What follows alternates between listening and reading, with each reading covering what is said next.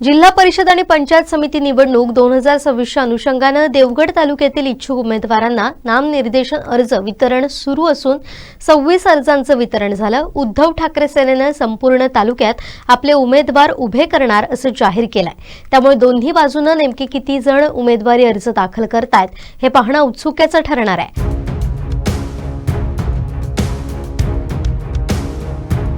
सध्या देवगड तालुक्यातील राजकीय हालचालींना वेग आलाय।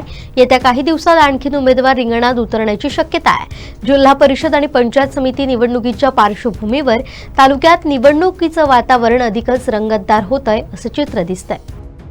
देवगड जिल्हा परिषद आणि पंचायत समितीसाठी 7 जिल्हा परिषदसाठी आणि 14 पंचायत समितीसाठी सदस्य आहेत। आपल्यासोबत आता किरण टेंबुलकर आहेत, जे येथील काँग्रेसकडून इच्छुक उमेदवार आहेत।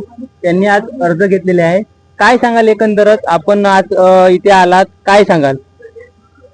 आता होऊ घातलेल्या जिल्हा परिषद पंचायत निवडणुकीमध्ये आम्ही काँग्रेस असेल, शिवसेना असेल, उभाटा आणि जे कोण साथीला येतील राष्ट्रवादी, आम्ही सर्व एकत्र बसून जी निवडणूक लढणार हे आमचं निश्चित आहे आणि एकाच एक उमेदवार आमचे असतील एवढंच या निमित्ताने सांगतो।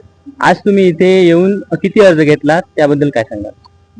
आम्ही सगळ्या जागांचे अर्ज बऱ्यापैकी घेतले आहेत। काही उमेदवार उद्या येतील, उद्याही अर्ज घेतील आणि आम्ही अर्ज घेतल्यानंतर आम्ही सगळ्याच्या सगळ्या जागा महाविकास आघाडी म्हणून त्या ठिकाणी लढणार आहोत।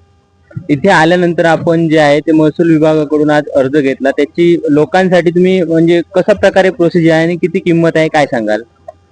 अर्ज साधारण 100 रुपये आहे अर्ज फी म्हणून। त्याच्यानंतर फॉर्म भरतो, अनामत रक्कम जे काही ओपनसाठी 1000 रुपये आहे आणि इतर याच्यासाठी 500 रुपये असं आहे।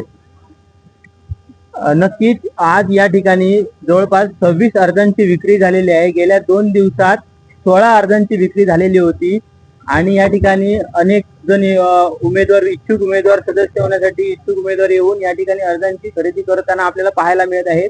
कोकण 7 लाईव्ह साठी नागेश दुखंडे, देवगड।